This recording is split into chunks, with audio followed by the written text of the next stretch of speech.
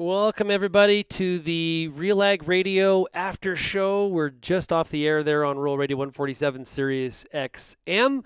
And it's great to be back here with you. We kind of took a bit of a break in August from the RealAg Radio after show. Just trying to get some relaxation in a little bit. But we're back to September and it's time to get back to work. And there's lots of stuff to chat about. Today on the show, we covered the markets with Jim McCormick.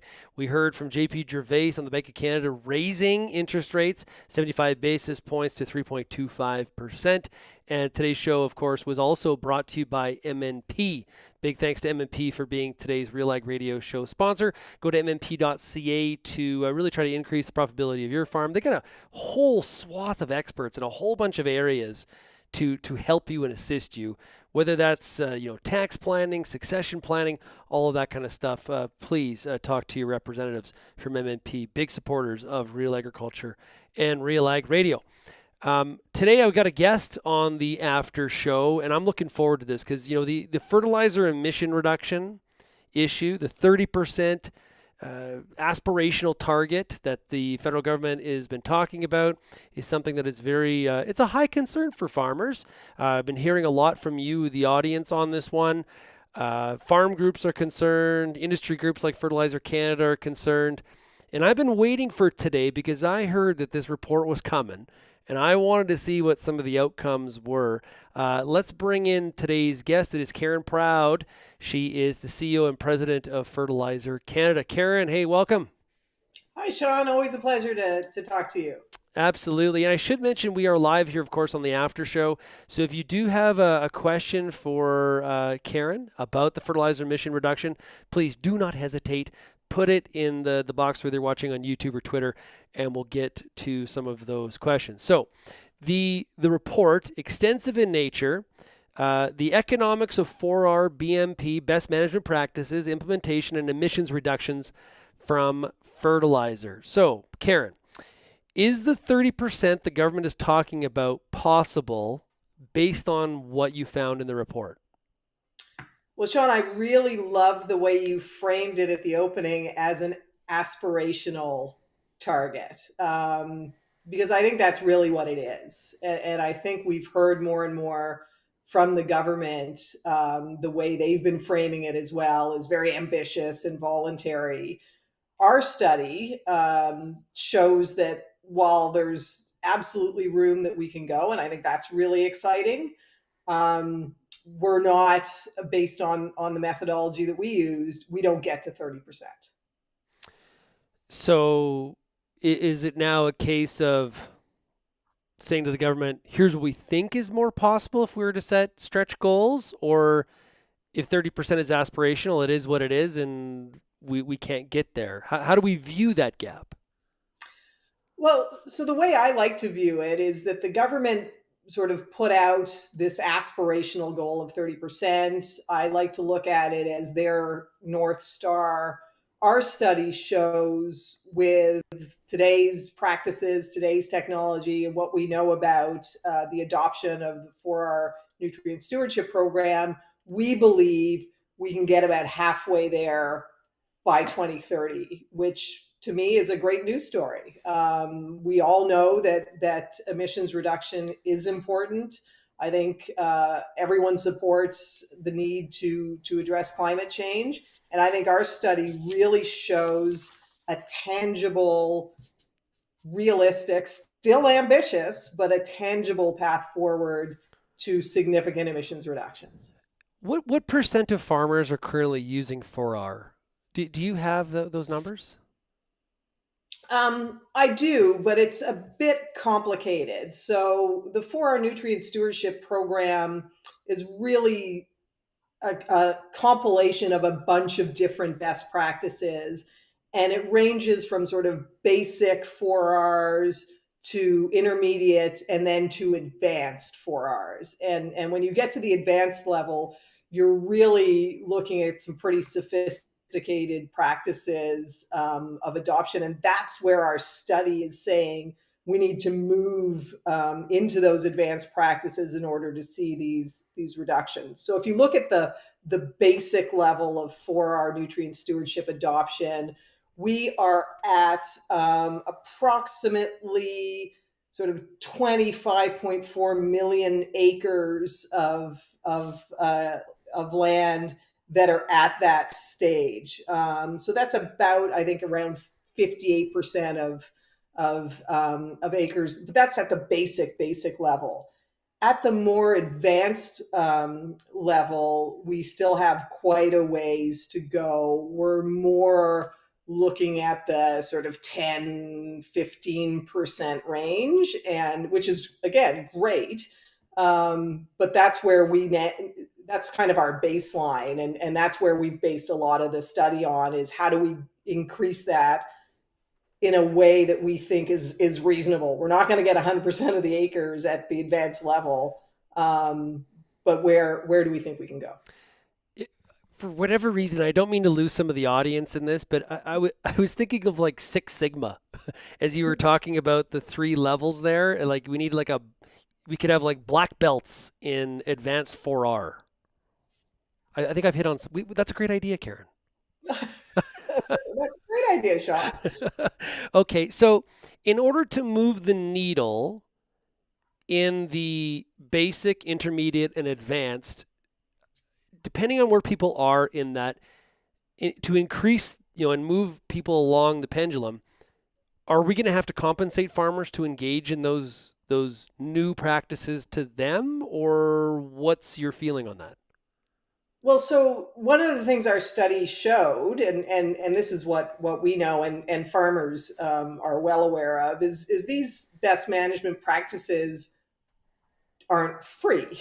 They cost farmers money. And as you move up the ladder and get more and more sophisticated in these practices, it could mean buying new equipment. It could mean investing in further testing. So we know it's going to cost money. We see from our study that those costs have a return, and the return is increasing yields. And so that will balance out the costs.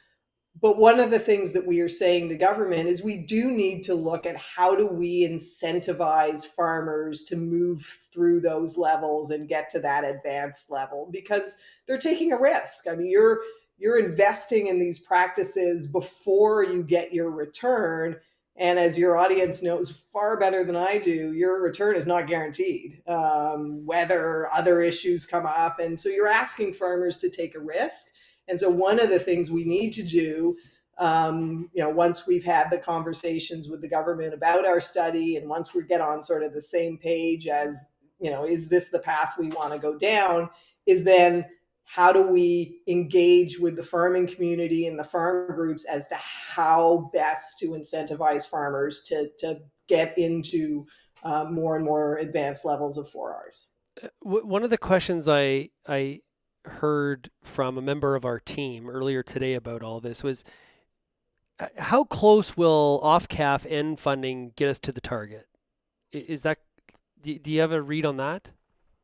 I haven't looked deeply into the off-calf funding that's gone out the door to date, but my understanding is there's not a lot of that funding that's focused on the 4Rs and getting farmers to adopt those practices. The funding is going to I think, some very worthy areas, but I think we need to first get government on board to say, yes, we see 4R nutrient stewardship as the key for reducing emissions, and then looking at, there's more funding coming, we know that, where do we put that funding in order to get farmers to buy into this and get on board and move those practices. And I think that's a conversation we still need to have with the government. So we hear about high efficiency fertilizers. Which of those categories does that fit into? Basic, intermediate, or advanced? Or does it fit into those categories? It does fit in. So there's all sorts of things and a number of practices, and I'm not the expert in all of this, but enhanced efficiency fertilizer is absolutely one of the resources, or one of the practices that is both in the, I believe, the intermediate and the advanced practices. It also includes practices such as split application. It includes more sophisticated testing of fields. And so there's a lot of different best practices. Some of them will not necessarily apply in all areas. And I think this is key. And I think it's key for the government also to understand there's not a one size fits all. This practice on this farm is going to result in this level of emissions reduction. Our study looked at sort of the total acres in Canada and all of the best practices and how they could be applied. But I know you'll hear from, and I'm sure we'll hear today possibly from some of your audience saying, well, your estimates on even how much the best management practices costs are way off. But that's because they're average. So for some farmers, it may not actually make sense. The math may not work in the end, where for others, it may be a no-brainer. Is there regret here?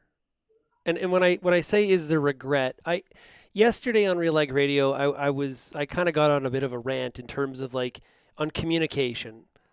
When you think you've communicated enough, you don't stop. You just keep on going because you probably haven't done it as much as it hasn't penetrated like probably you think it should have. Did we get out? And when I say we, I don't know if just to say, hey, the government, or maybe I'll just put it that way. Did the government get way out ahead of itself, not recognize this 4R thing is there? Implementation is not perfect, or the uptake is not perfect. There's a ways to go.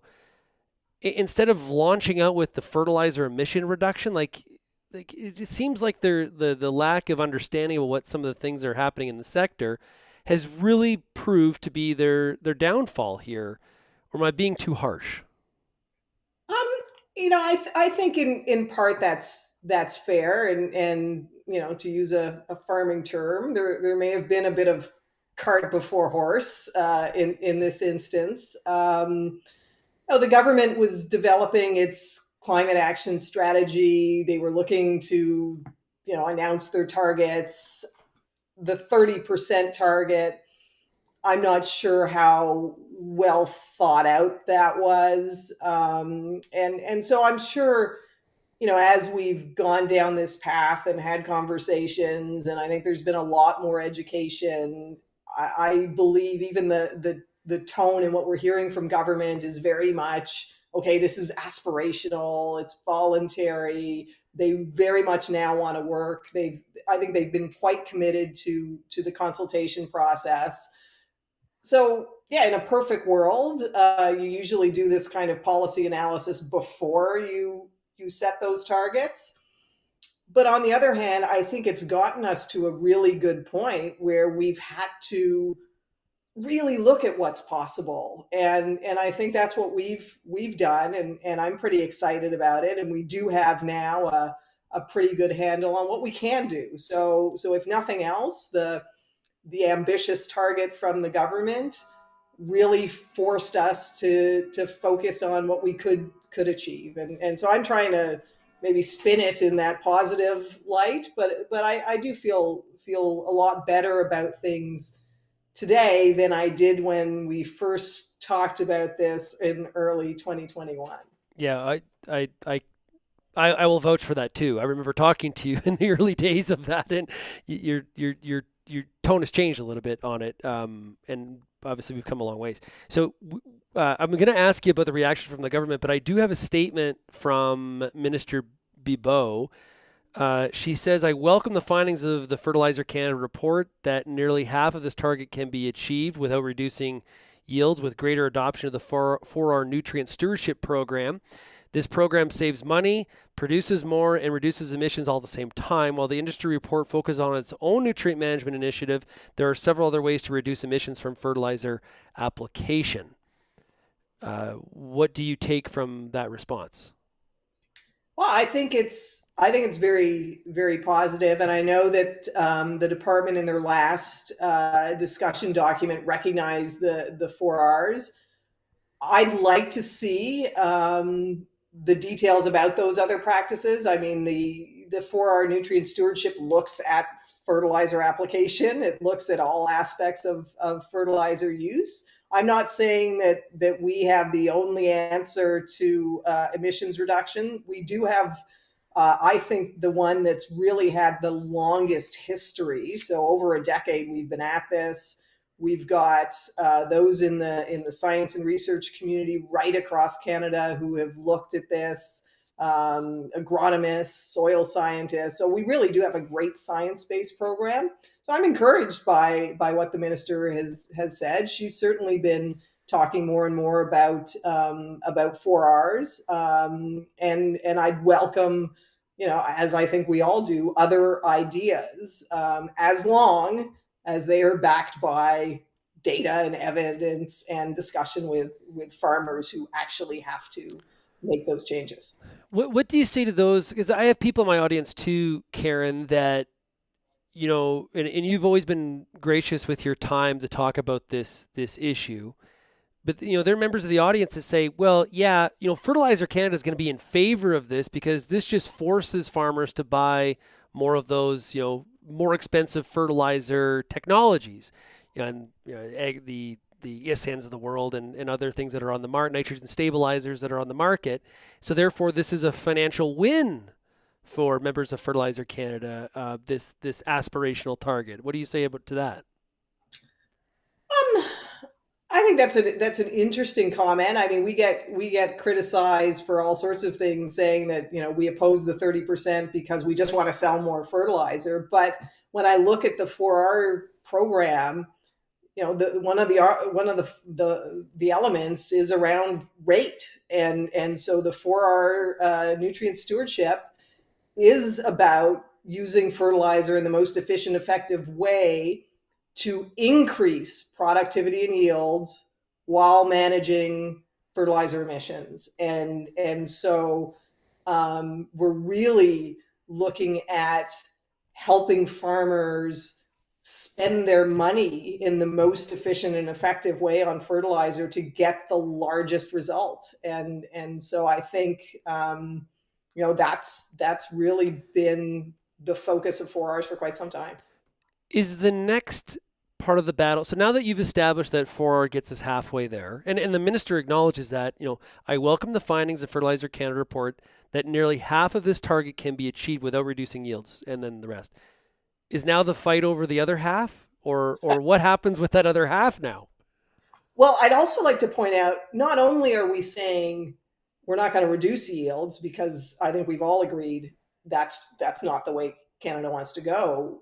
Our study made sure to look at increasing yields because that's where we have to go, and so I think that's very important. I'm hoping we're not having a fight on the other half. I don't think there is a other half at this stage necessarily. I think we have put forward a very sort of comprehensive look at what can be achieved using current farm practices at the more advanced levels, and I think that's great. As I said, I'd welcome other thoughts from other organizations, and I think the ultimate thing here, though, is how are the farmers going to be the ones to apply all of this? So it's up to the farmers. I mean, I can say as much as I want. We can have a report that says, we'd love to get to 50% adoption in advanced practices, but that goes nowhere if the farmers are not engaged. And so I think the real, not fight but the real challenge now is working with government on engaging at that farm level to find out what's it going to take, how do we support the farmer, what sort of incentives in order to get us there, because otherwise this is all just academic. And like we've seen in the U.S., money becomes a part of that discussion in terms of trying to provide, you use the word incentives, that's what we're talking about there, is financial incentives for people to take on some of these practices, especially where the ROI is unknown due to variables or unknown, uncertain. There's a bunch of ways to talk about that. For the past while, I've been talking about, I referenced some examples from the past, recent past, where there was a lot of news created about some sort of target or some sort of idea coming out of the federal government. And after a whole bunch of bouncing around in media circles, there's a bit of a pullback from the original plan. We saw this with Health Canada and the beef labeling. Now, what I found interesting is that on the, I think it was the press release of this report, there is an opinion poll done by Abacus Data, David Coletto, who we've had on Real Agriculture several times. He says that 64% of Canadians say they agree that Canada should focus on food production, even if it means we can't reach a 30% reduction in fertilizer emissions. There is runway. Majority of Canadians in favor of focusing on agricultural and food production being more of a priority than reducing the fertilizer emissions. Is that just basically what it comes down to? The majority speaks and the government basically, we don't fight about the second half of that emission reduction? Well, that's the way it should work, Shaun. In a democracy, it should be the Canadians are saying this is important to them, and our elected officials listen. The world has changed so substantially, and I think more than ever before, food security is of huge concern. It's always been of concern, but now it's really gotten into mainstream, and Canadians are paying attention. Nobody used to pay attention to fertilizer and where fertilizer was coming from and did we have enough supply. The only people who paid attention to that was really the farmers.